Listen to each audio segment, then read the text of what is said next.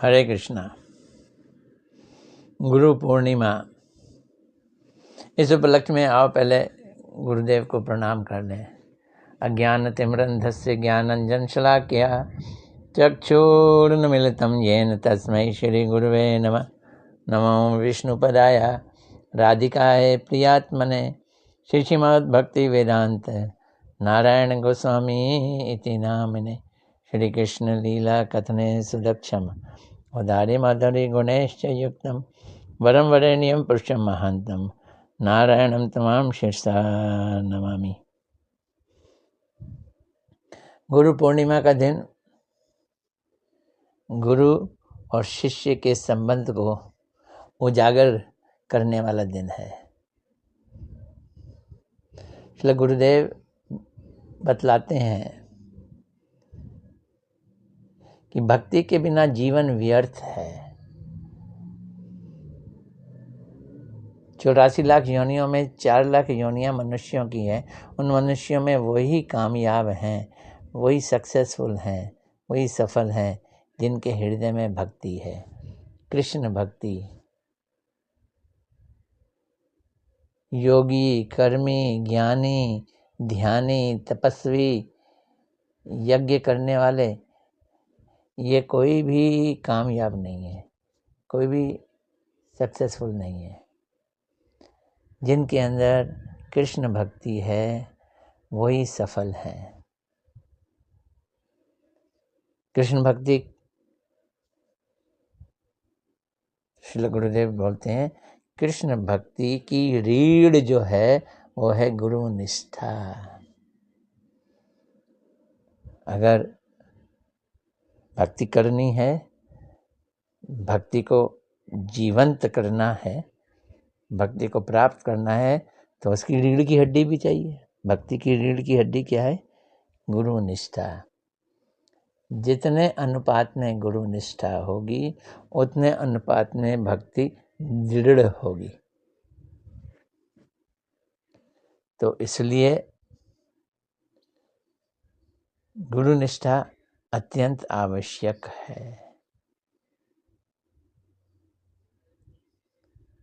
ये व्यास पूजा का दिन गुरु पूर्णिमा के नाम से मशहूर है। ये वेद व्यास जी का जन्मदिन वाला दिन है।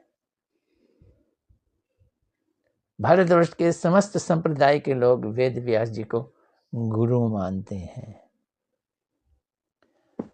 और इसलिए आज सब लोग वेद व्यास जी की पूजा करते हैं।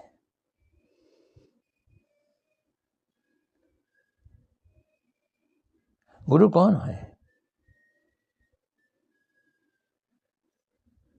गुरु वो है जो संसारिक वस्तुएं नहीं देता, जो कृष्ण प्रेम प्रदान करता है, संसार से अनासक्ति पैदा करता है। मैं ये शरीर हूं, ये भाव मिटाता है, वो गुरु है। क्यों है गुरु की इतनी महिमा? गुरु की महिमा का कारण है गुरु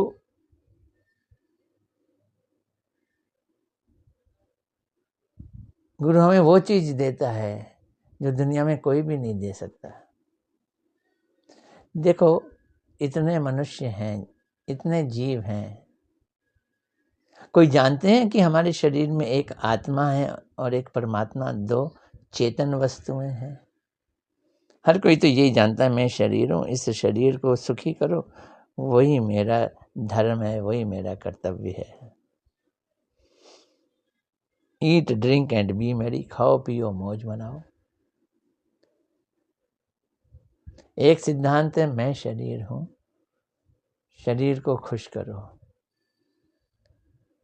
इस सिद्धांत में हम जी रहे हैं, मर रहे हैं। गुरु आके हमारा सिद्धांत पलट देता है। मैं शरीर नहीं हूं, मैं आत्मा हूं, मेरा संबंध परमात्मा से है। तो जो मुझको मेरा स्वरूप बतलाकर और उसको परमात्मा से जोड़ता है, वो गुरु कहलाता है। गुरु मैंने भारी, गुरु मैंने महान।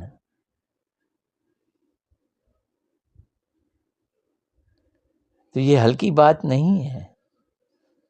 ये जान लेना कि मैं शरीर नहीं, मैं आत्मा हूं। महान क्या है? ये विचार कि ये आत्मा का संबंध भगवान से है। क्या संबंध है? जो भगवान से जीवात्मा का संबंध जोड़ता है, वो गुरु कहलाता है। बड़ी ऊंची चीज है। इसलिए गुरु में ये गुण होना चाहिए, वो सारे शास्त्रों का सार जानता हो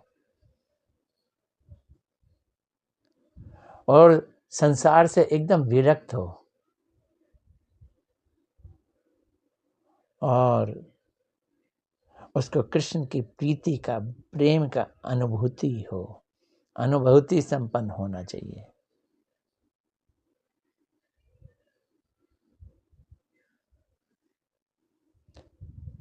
हमारा एक भजन है,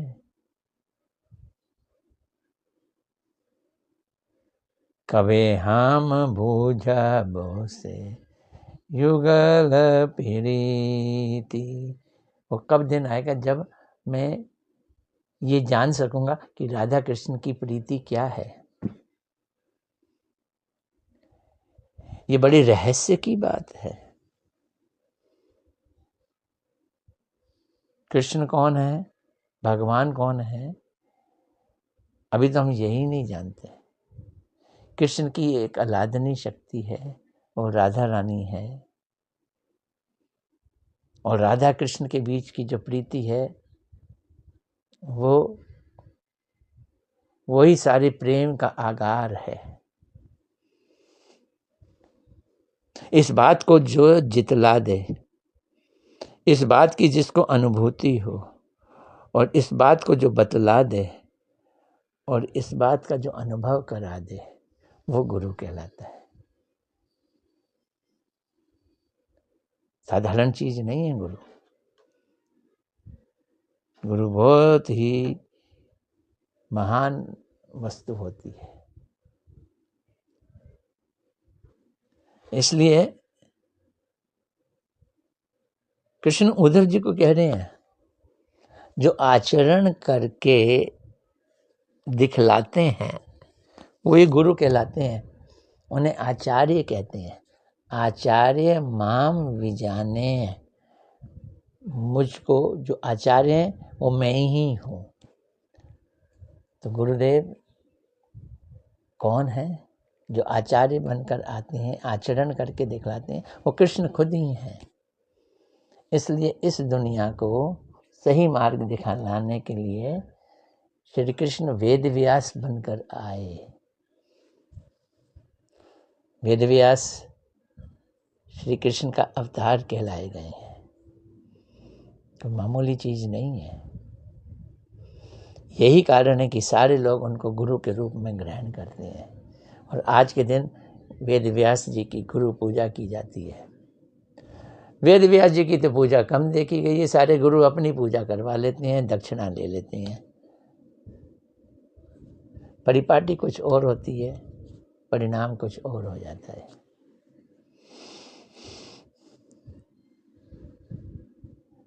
वेद व्यास जी के जन्म के बारे में ये वर्णन आता है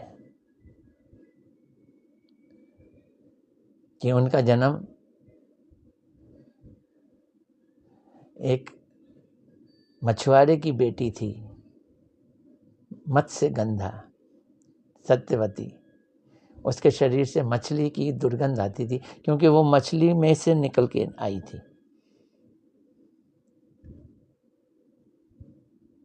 एक बार पाराशर ऋषि जी को यमुना नदी पार करनी थी मथुरा में,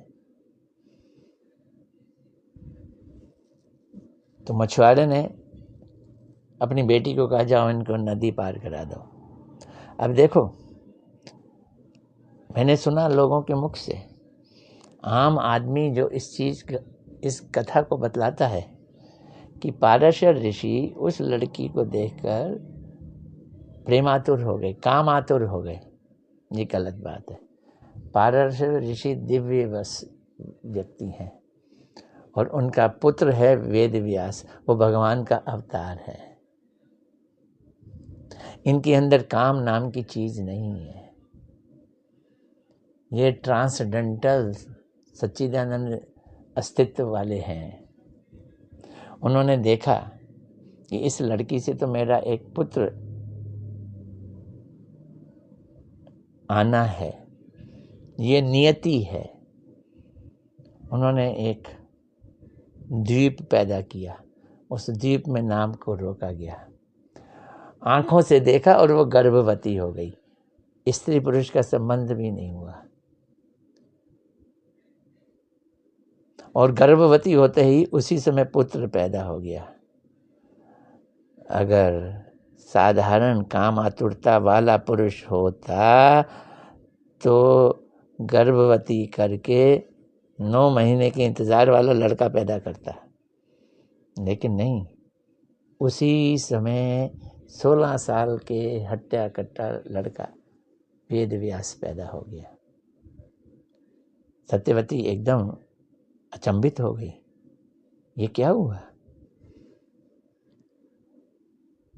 तो पाराशर ऋषि ने कहा, देखो ये तुम्हारा पुत्र है, अब तुम्हारे शरीर से मछली की दुर्गंध चली जाएगी।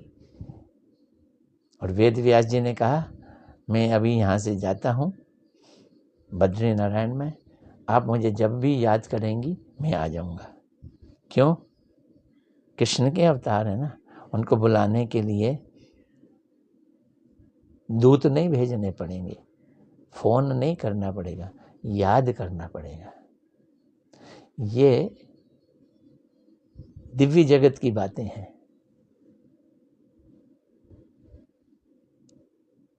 ऐसे ही वसुदेव देवकी के कृष्ण पैदा हुए। वसुदेव देवकी का शारीरिक संबंध नहीं हुआ। कृष्ण पहले वसुदेव के हृदय में आए, वसुदेव के हृदय से देवकी के हृदय में जाकर उसके गर्भ में चले गए। ऐसे ही नंद बाबा यशोदा के में कृष्ण नंद बाबा के हृदय में आए, फिर यशोदा जी के हृदय से यशोदा जी के गर्भ में आ गए। भगवान की दुनिया की चीजें संसारिक कामुकता के ऊपर निर्भर नहीं करती हैं, वो कामुकता से परे होती हैं। क्योंकि द्वीप में पैदा हुए और काला रंग था, इसलिए उनका नाम पड़ा कृष्ण द्वैपायन। उन्होंने सारे वेदों को लिखा और सारे वेदों को जानते थे, इसलिए उनका नाम हुआ वेद व्यास। उनका नाम वेद व्यास क्यों हुआ, इसका एक और कारण भी बतलाते हैं। उन्होंने क्या कार्य किया? व्यास सर्किल के अंदर देखा जाता है, गोला कहते हैं ना, जैसे गोलाकार एक केंद्र होता है, केंद्र से परिधि तक सीधी रेखा जो कहलाती है वो व्यास कहलाती है। रेडियस का डबल व्यास कहलाता है। एक पत्थर को तालाब में फेंको तो जैसे ही पत्थर डूबेगा उसके चारों ओर एक गोलाकार बन जाएगा, सर्कल बन जाएगा। पत्थर सेंटर और एक गोलाकार बना, फिर उसके बाद वो गोलाकार बड़ा हो जाता है, व्यास बड़ा हो जाता है, फिर और व्यास बड़ा हो जाता है और वो बढ़ते बढ़ते बढ़ते बढ़ते तालाब के किनारे तक आ जाता है। तो जो कृष्ण को केंद्र में रखकर कृष्ण की महिमा के व्यास का विस्तार करते हैं, वो व्यास कहलाते हैं। जो कृष्ण को जानते हैं वो कृष्ण की महिमा का जानकर विस्तार करते हैं, वो वेद व्यास कहलाते हैं।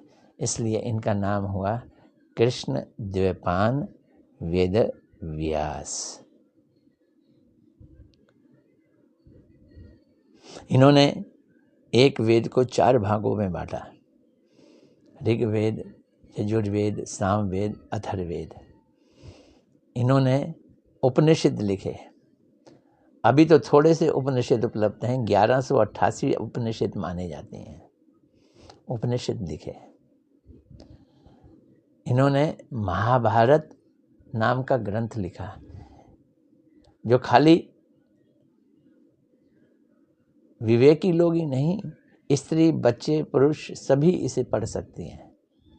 और उस महाभारत में एक सारे ज्ञान का सार भगवत गीता डाला। भगवत गीता का ज्ञान सब उपनिषदों का सार माना गया है। सब उपनिषदों का सार भगवत गीता उपनिषद कहलाता है। उन्होंने 18 पुराण भी लिख दिए, इतने ही उपपुराण लिखे। फिर सारे उपनिषदों का और वेदों का सार वेदांत सूत्र नाम के एक ग्रंथ लिखा। वेदव्यास हैं, वो सारे शास्त्रों के लेखक माने गए।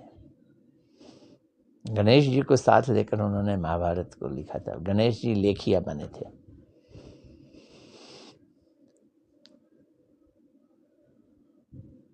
इतना कुछ करने के बावजूद भी उनके हृदय के अंदर संतोष नहीं था, वो अतृप्त थे। अगर कोई ऐसे ही अतृप्त हो, असंतोष हो, श्रीमद् भागवत में ये कथा आती है। उन्होंने अपने गुरु नारद जी को याद किया। नारद जी आ गए। नारद जी ने कहा, कैसे याद किया? तुम दुखी क्यों हो? तुम उद्विग्न क्यों हो? गुरु ने पूछा। शिष्य वेद व्यास जी ने कहा, मेरे हृदय में डाइव मारो, झांको और देखो मैं क्यों दुखी हूं। नारद जी मुस्कुराए। तुम भगवान के शक्तावेश अवतार हो। भगवान ने तुम्हें को किसी कार्य के लिए भेजा है, लेकिन तुमने वही कार्य नहीं किया। कार्य तो बहुत किए, लेकिन वही कार्य नहीं किया जो कार्य करना चाहिए था। संदर्भ में मुझे एक छोटी सी कथा याद आ गई। एक नौकर, उसने नौकरी के लिए अप्लाई किया, घर का काम। सेठ ने पूछा, पिछली बार नौकरी क्यों छोड़ी? बोलते, सेठ जी बड़े हो गए, 70-72 साल के, दिमाग खराब हो गया, निकाल दिया। क्यों निकाला? बोलते हैं, एक दिन मुझे दाल बनाने को, बड़ी अच्छी दाल बनाई, सारे मसाले डाले, नमक, मिर्च, टमाटर वगैरह, एक चीज़ डालना भूल गया, उन्होंने मुझे निकाल दिया। बोलते हैं, क्या डालना भूल गया? दाल डालनी भूल गया। दाल तो बनाई, सब कुछ डाला, पर दाल नहीं डाली। ऐसे ही नारद जी कहते हैं वेद व्यास जी को, तुमने सब कुछ तो किया, पर असली चीज़ जो करनी थी वो नहीं किया। तुमने दुनिया को ये बतलाया कि स्वयं भगवान कौन है। तुम्हारे शास्त्रों को पढ़ के, पुराणों को पढ़ के, कोई कहता है शिव भगवान है, कोई कहता है गणेश भगवान है, किसी का निर्णय है दुर्गा देवी भगवान है।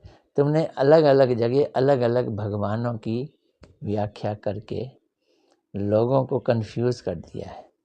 तुमने लिखा है कि श्री कृष्ण ही स्वयं भगवान हैं, डंके की चोट पे, ये कहीं लिखा तुमने?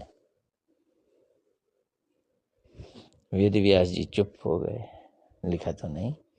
कहीं विष्णु को भगवान दिया, कृष्ण को भी बताया। ऐसे लगता है सभी एक ही जैसे हो गए, लेकिन इनमें सबसे ऊपर कौन है ये तुमने कहीं लिखा? तुमने लिखा ये जो स्वयं कृष्ण भगवान हैं, ये ब्रजेंद्र नंदन श्याम सुंदर हैं, ये ब्रज के कृष्ण हैं, ये द्वारका के कृष्ण भी नहीं है। इनकी खूबी क्या है? इनकी खूबी ये है कि ये प्रेम के वशीभूत हो जाते हैं। इनको और कोई चीज वशीभूत नहीं कर सकती, ये सिर्फ प्रेम के वशीभूत हो जाते हैं। इतने वशीभूत हो जाते हैं कि माँ यशोदा का स्तन पीने के लिए जमीन पे लोटपोट होकर चीखते हैं, मुझे स्तन पान कराओ। और माँ यशोदा डांट लगाती है, कान उमेटती है। जब घर में ही मक्खन चोरी करते हैं तो माँ यशोदा ओखल से बांध देती है। तुमने लिखा वो तीनों लोकों का मालिक, सब भगवानों का भगवान, वो प्रेम के अधीन होकर माँ यशोदा के हाथों से बंध जाता है। ये लिखा तुमने कहीं? तुमने कहीं लिखा कि गोपियां तो अपने नजरों के धागे से बांध देती थी और उनके वो आगे पीछे घूमते थे?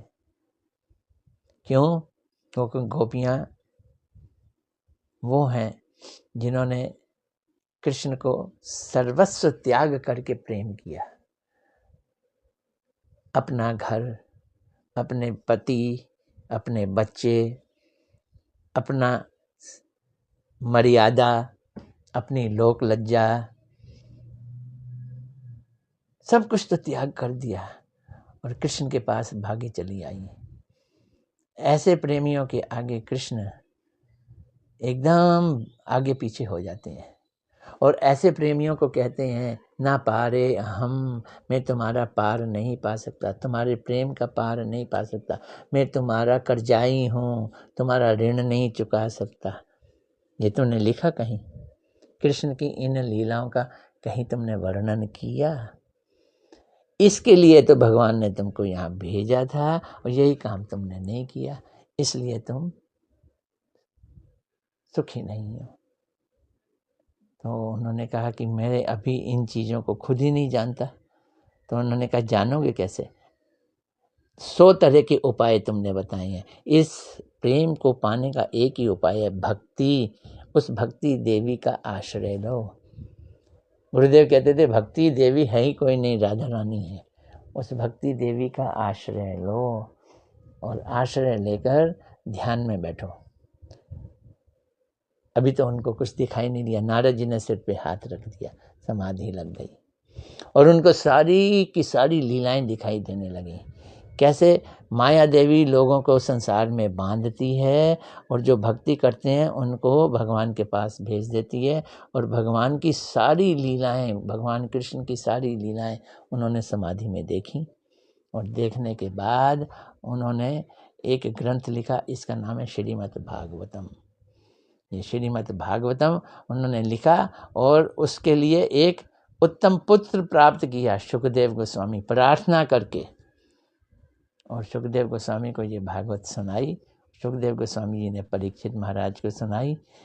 आज उन्हीं वेद व्यास जी का जन्मदिन है, जिनकी भागवत का लाभ उठाकर सारी दुनिया भक्ति प्राप्त कर रही है। हम ऐसे वेद व्यास जी को और वेद व्यास जी स्वरूप अपने गुरुदेव को नित्य लीला पर विष्णुपाद अष्टोत्तर श्रीमद् भक्ति वेदांत नारायण गोस्वामी महाराज को अनंत कोटि दंडवत अर्पित करते हैं और ये प्रार्थना करते हैं कि ये शुद्ध भक्ति हमारे हृदय में अवतरित हो। हरे कृष्णा।